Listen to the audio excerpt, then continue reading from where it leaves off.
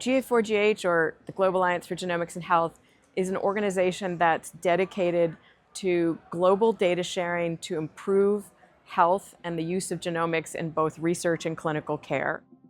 We bring the community together in the form of work streams that are developing standards in different aspects of how we share and standardize data so it can be usable in fair standards, findable, accessible, interoperable, reusable. All of those embody the kinds of work we want to do, and that may take the form of policies where we talk about how data should be shared, how to consent patients, but we also talk about technical standards, whether they be the kind of data use ontology to define a data set and how it can be shared and with whom, or it's how to format data so it can be interoperable across different analyses, or how to send data through an API from one system to another in a standardized way so that what the system that's receiving the data can expect is defined in advance. So these are all the kinds of standards that we build within Global Alliance in order to enable the research and clinical downstream benefits.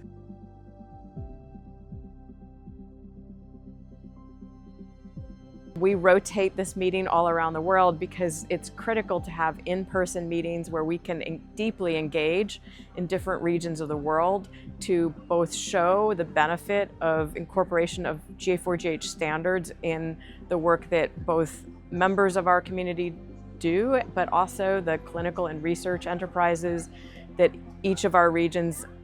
work with. And so by having these annual meetings, we can share our own experiences using these standards, how they've enabled our work, and get engagement from other groups to work with us, to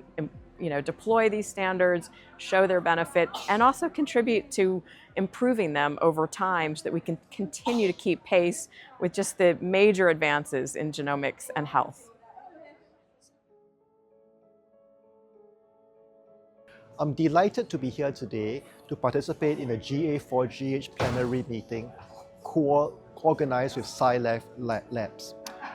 At the program, I presented some of the work that Singapore is doing in precision medicine, but more importantly, how the role of organizations like GA4GH and SciLifeLabs are working to establish international standards where ultimately we can cross-exchange, share insights, co-develop new opportunities, and explore genomics as a global community. Like a small country, Singapore has great interest in working with other small countries like Sweden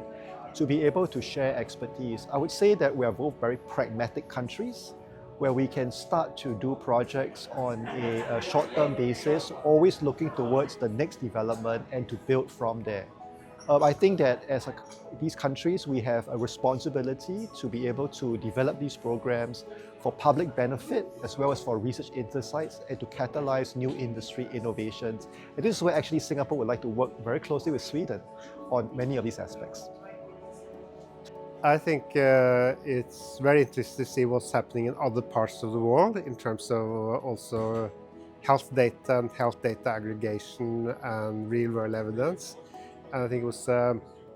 very nice update on where we are with the European health data space and how that is moving forward, and also how we will handle the trust issues related to that. A good discussion of that in the panel today. I think Sweden in SciLifeLab has a fantastic infrastructure to create life science data and to analyze a number of different modalities. From the health perspective, SciLifeLab has a fantastic capacity to advance precision medicine in terms of providing multidimensional and multimodal data on patients. In order to most effectively support variant interpretation in patients, we need access to data from all around the world because most variants are seen in one or maybe a handful of individuals. And so if we're going to interpret those, and by context, today, 1/3 of all genetic tests end in an inconclusive result due to a variant of uncertain significance. We need to figure out how to interpret these variants, and the way we will do that is to be able to share evidence, both patients with those variants,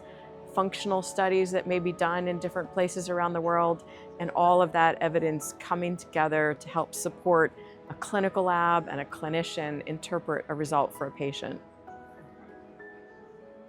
I think it's been really great to see a lot of the Nordic countries and countries in this region that are implementing national initiatives, really leading the world in some ways by developing biobanks, standardizing their data, sharing it in ways both within country, across local countries, across the European Union, and ultimately globally, and seeing the benefits and the actual activities that are happening both here in Sweden as well as neighboring countries has been really great to see. They are exemplars of the kind of work we are supporting across the Global Alliance.